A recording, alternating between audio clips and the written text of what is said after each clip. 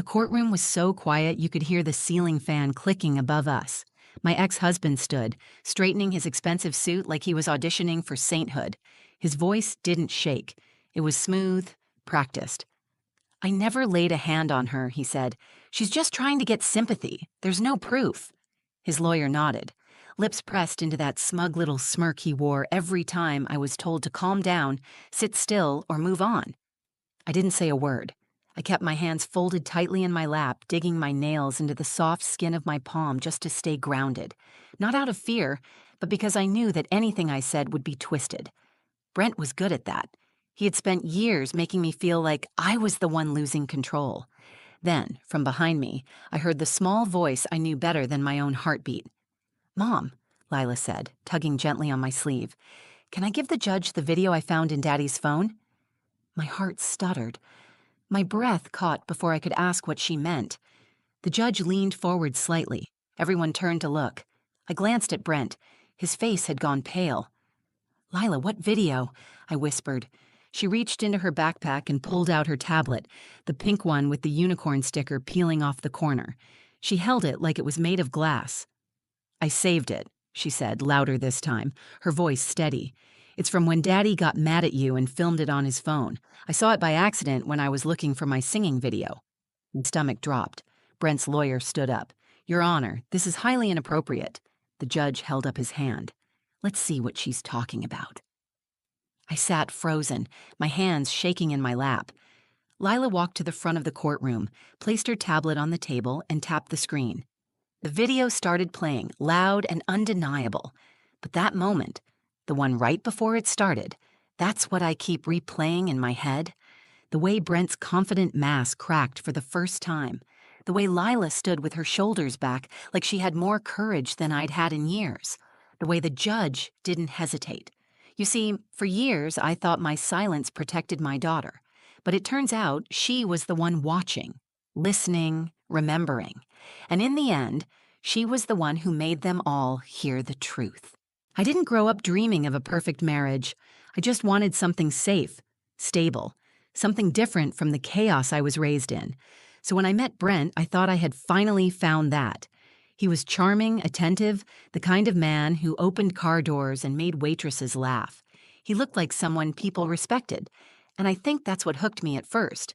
I was 24, working 2 jobs and completely exhausted. He made me feel like I could breathe. We got married after a year of dating. Everyone said it was fast, but I wanted to believe that good things didn't always need time to prove themselves. When I found out I was pregnant with Lila, Brent cried. He told me we were going to be a perfect family. I believed him. It started small. Comments about how I dressed, jokes that felt more like warnings, a cold silence when I disagreed with him in front of friends. The first time he slammed a door so hard it cracked the frame, Leila was 3 months old. I told myself he was tired, stressed. He was still a good father, I said. He never hurt her, only me. By the time Lila was 5, I had learned how to predict his moods the way other people checked the weather. I knew how to smile when my chest was tight, how to excuse myself quietly from a conversation when I saw his jaw twitch. I stopped going to family events. He didn't like my sister, Jessa, said she filled my head with drama. The truth was, Jessa saw through him from day one. One night, after Brent shoved me hard enough that I hit the edge of the kitchen counter, Lila walked in. She didn't scream or cry. She just stood there, holding her little stuffed bear, her eyes wide and blank. He stormed off to the bedroom. I knelt down, tried to smile like it was nothing. "It's okay, baby. Mommy's okay." She looked at me for a long time. Then she asked, "Do daddies yell like that when they love you?" That question undid me. I called Jessa the next morning. She drove over without asking for details and helped me pack. I took Lila and left with 2 suitcases and a savings account I'd been building in secret for months. I moved into a tiny 2-bedroom apartment across town. The ceilings leaked, the walls were thin. But for the first time in years, I could breathe without waiting for someone to explode. I filed for full custody. I had no criminal charges, no official police reports, just a history of emotional and physical abuse I had never documented. My lawyer warned me it might be hard to prove. Brent had money, connections, and the image of a perfect suburban dad. He wasn't going down without a fight. Brent's lawyer filed a countersuit claiming I was emotionally unstable and trying to alienate him from his daughter. He said I was vindictive and dishonest. It was like being punched all over again, just in public this time. Every hearing felt like a game I didn't know the rules to. Brent was polished, calm, always with a slight smile, as if he knew something I didn't. Meanwhile, I was in therapy, working 2 jobs, and trying to help Lila sleep through the night again. She had started flinching at sudden sounds. She asked a lot of questions she never used to ask. Why do daddies have rules but mommies get punished? Why does daddy say you're lying? Why do I have to visit if I don't want to? I kept every text he sent. I took pictures of the bruises he left during custody drop-offs when no one was around. I recorded how Lila acted when she came home from visits, clingy, withdrawn, sometimes quiet for hours. I gave everything I had to my lawyer, but it always came back to the same line. There's no solid evidence. Still, I held the line. I didn't yell in court. I didn't cry in front of the judge. I stayed calm, collected, and exhausted beyond anything I'd ever known.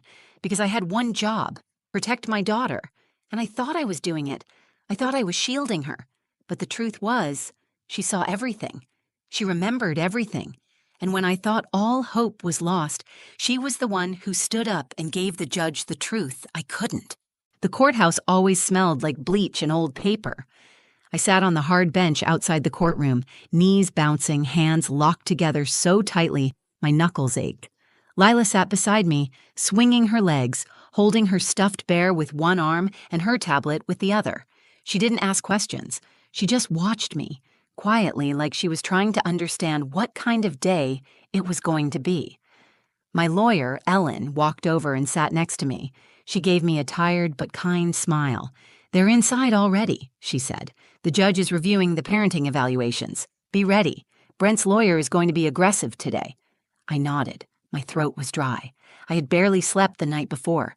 Brent had filed a last-minute motion to push for joint custody, claiming I was emotionally unstable and had been coaching Lila against him. He brought in a statement from one of his coworkers, saying he had never seen Brent be anything but kind and level-headed. His lawyer was known for being ruthless and theatrical. I felt like I was walking into a performance, and I didn't know my lines. When the bailiff called us in, I took Lila's hand and stood. She held on tight. The courtroom was smaller than it looked on TV. The walls were wood-paneled, and the judge sat behind a massive desk, looking tired and unreadable. Brent was already there, seated beside his lawyer in a clean blue suit, his hair slicked back, wearing that same smirk he always wore when he thought he was winning. He looked at me like I was a guest in his movie. We sat down. The judge nodded toward Brent's lawyer. He stood and launched straight into character. "Your Honor, my client has made every effort to maintain a healthy, stable relationship with his daughter, despite the mother's repeated attempts to alienate him. There is no police record, no medical documentation, no confirmed history of abuse. My client asserts that the accusations brought against him are not only false but emotionally manipulative. We are requesting that full custody be shared equally between both parents." I felt the words hit like a drum. False, manipulative. No proof. He made me sound like some bitter ex who was angry things didn't work out. He never once said my name, just the mother, like I was a role, not a person. My lawyer stood to respond, but I barely heard her. My heart was pounding too loudly. Then Brent stood to speak, calm, respectful, eyes forward. "I love my daughter," he said, "and I would never hurt her, or her mother. She's just trying to keep me out of Lila's life. I never laid a hand on her. She's exaggerating for sympathy. There's no proof." He said it like he'd practiced it 100 times. I looked at the judge. He didn't react. I could feel the weight of the silence after Brent sat down. It felt final, like his words had sealed something. I wanted to scream. I wanted to stand and shake the truth out of the walls, but I stayed seated. That was the plan. Stay calm. Be composed. Let the evidence speak for itself, except there was never enough of it. A bruise fades, a scream disappears, a child's behavior is dismissed as confusion, a mother's voice too emotional, a father's voice steady and confident must be telling the truth. I glanced down at Lila. She was still holding her tablet, tracing her finger over the edge of the screen. Her face was unreadable, but her grip on my arm had tightened. The judge turned to me. "Miss Cross, is there anything else you'd like to submit at this time?" I opened my mouth, but before I could answer, Lila whispered, "Mom." I turned. She leaned in closer, whispering again. "Can I give the judge the video I found in Daddy's phone?" I stared at her. "What video?" I asked quietly. "The one where he's yelling at you. The one he filmed," she said. "I found it when I was looking for my singing video." I sat frozen. Brent shifted in his seat. Lila looked up at me. "I saved it. I can show him." The room suddenly felt smaller, lighter. I glanced at Brent. His smile was gone. For the first time since this all began, the weight started shifting.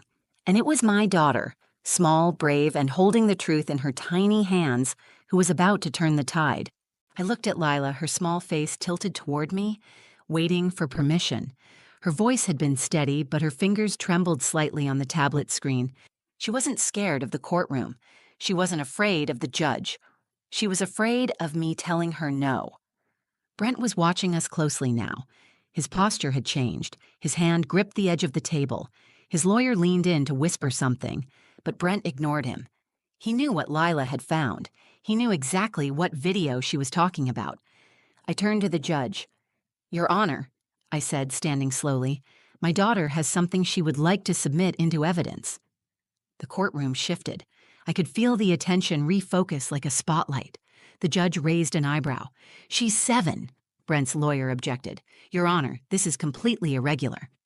"She's not testifying," I said. "She has something to show you, something that was recorded by Mr. Voss himself." The judge paused for a moment, then looked at Lila. "Come forward, please." Lila let go of my hand and stepped up to the table.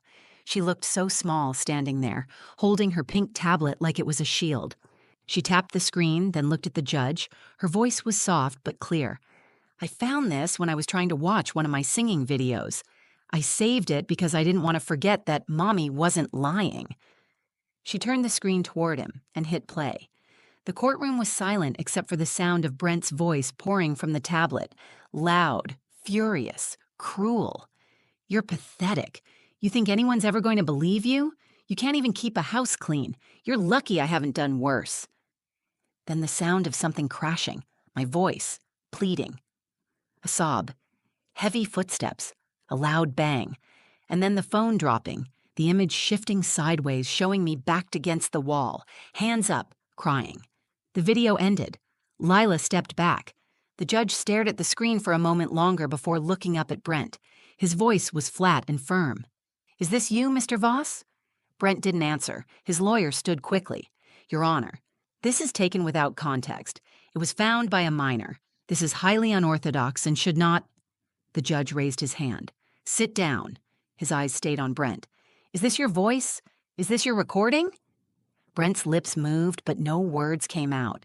His confidence had drained from him completely. The judge turned back to me. "Miss Cross, did you know this video existed before today?" "No, sir," I said. "I had no idea. My daughter found it on his phone while she was visiting. She airdropped it to her tablet." Lila held it up. "I wanted to keep it, in case he said it didn't happen." I could see the courtroom clerk writing quickly. The bailiff shifted slightly. Brent's face was blank, like he had left the room without standing up. The judge leaned back in his chair. He didn't deliberate. He didn't ask another question. "This changes everything," he said. "Custody will not be shared. Primary custody is awarded to Ms. Cross, effective immediately. Mr. Voss, you will be granted supervised visitation only pending review. This court will also be notifying Child Protective Services and reopening the petition for a domestic violence restraining order." He paused, then added, "This video is now court evidence." "Thank you, Lila, for showing the truth." I reached out to take my daughter's hand, but she wrapped her arms around me instead. She held on so tightly it made my chest ache, not from pain this time, but from something deeper. Relief, gratitude, pride. I thought I had been protecting her, but the truth was she had been watching everything. And when the moment came, she didn't freeze. She didn't hide. She stood up and gave a voice to the truth I had carried alone for years. Brent was still sitting there, frozen in his seat. The mask had finally cracked, and for the first time in a long time, he had nothing to say. The courtroom emptied slowly, but I didn't move. I sat there, my arms around Lila, her head resting against my chest, the weight of her body grounding me in a way that felt both surreal and necessary. I had prepared myself to lose again, to walk out of there carrying the same ache I had grown used to, but everything had changed in a single moment, not because I had proven anything, but because Lila had. The judge left the bench, papers in hand, but his words echoed in my mind. This changes everything. A clerk approached us gently and asked if we needed an escort to our car. I shook my head. My hands were still shaking, but I had never felt so steady inside. I looked at Brent as we stood to leave. He hadn't moved. His lawyer was packing up papers quickly, avoiding eye contact with everyone. Brent kept his eyes on the table, jaw tight, shoulders stiff. The man who had once looked untouchable now looked like he was waiting for the floor to open beneath him. Lila looked up at me. "Are we going home now?" I nodded. "We are." Outside the courthouse, the sun felt too bright. I hadn't expected to leave feeling lighter. The years of pressure I had carried on my chest had started to lift, like someone had finally reached in and pulled away the weight. We walked to the car in silence. Lila held my hand the whole way. Once she climbed into the back seat, I paused before closing her door. "Why didn't you show me the video earlier?" I asked gently. She looked up from her tablet. "I didn't know if I was allowed. Daddy said not to talk about anything unless someone asked. But then you were so quiet in court, and he said bad things again, and I got mad. I remembered the video and thought maybe the judge would believe you if he saw it." She spoke like it was the most obvious thing in the world, like courage was something you just pull out of your backpack when you need it. I didn't know whether to cry or laugh, so I smiled instead. "You did the right thing," I said. "I'm proud of you." We drove home. I didn't turn on the radio. I didn't talk much. I just kept looking in the rearview mirror at her, sitting quietly, legs swinging, a soft hum under her breath as she traced shapes on her tablet screen. She looked peaceful for the first time in weeks. When we pulled into our apartment complex, my sister Jessa was waiting outside. She had been checking in every day since the custody hearings began.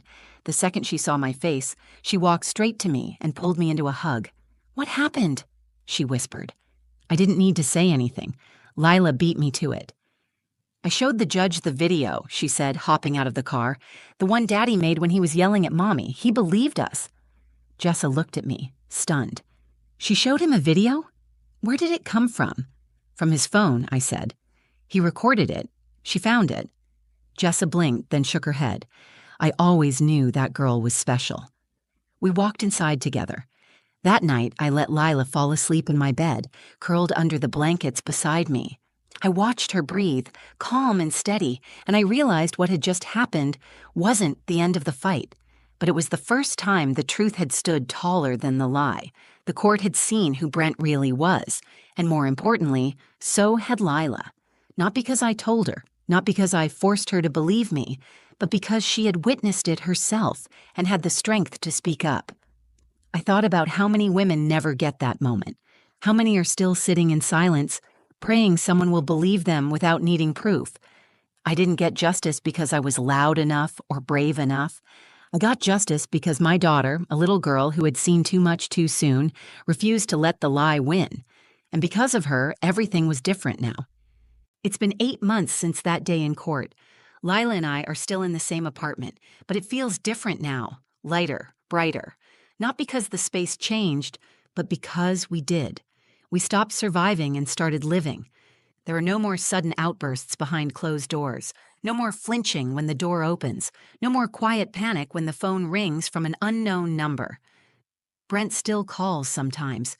He leaves voicemails asking for another chance at supervised visits. His tone has shifted. It's no longer demanding. It's desperate. I send them straight to my lawyer. The judge's ruling stands. Lila doesn't have to see him. She doesn't ask about him either. In therapy, she's made progress. Her questions now are different. She no longer asks if yelling means love. She asks why some people stay angry when they don't get their way. She's learning that someone hurting you is never your fault. That keeping a secret to protect the person who hurt you is not love. It's fear dressed up as loyalty, and she's done being afraid. One afternoon, she asked me if I remembered the video. I told her I did. I asked if she wanted to delete it. She shook her head.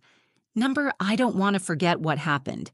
Not because I'm scared, but because it helped us. She doesn't watch it, but she keeps it stored in a locked folder, just in case someone ever questions the truth again. I didn't tell her to do that. She made the choice on her own. I used to believe staying silent was a form of strength, that if I just held it together long enough, the storm would pass and we'd be okay. But silence doesn't protect, it hides. And when you live in hiding long enough, you start to forget what safety really feels like. Lila reminded me of that.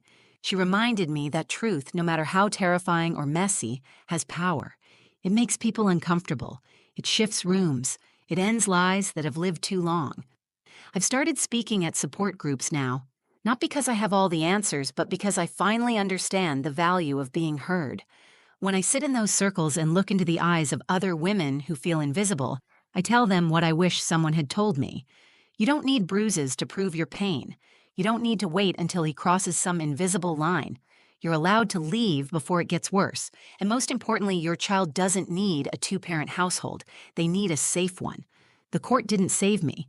The law didn't swoop in and fix everything. What changed my life was a 7-year-old girl who refused to let the truth stay hidden. She didn't do it to win. She didn't do it to hurt anyone. She did it because she believed I deserved to be heard. That moment replays in my mind often. Lila holding her pink tablet, standing in front of the judge without fear. She never looked back at Brent. She looked forward, at the truth, at the future. She was the smallest person in that courtroom, but she was the one who carried the most power that day. And I carry that with me now.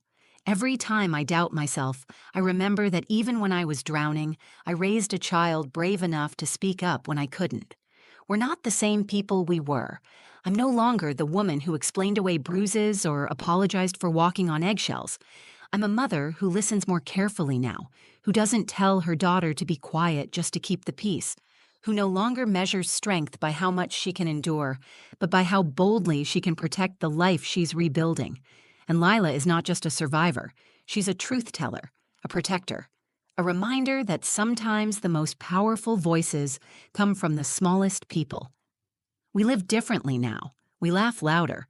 We sleep peacefully. We speak without fear. And we never, ever apologize for telling the truth. If this story moved you, if it reminded you of someone you know, or maybe even your own story, please know you're not alone.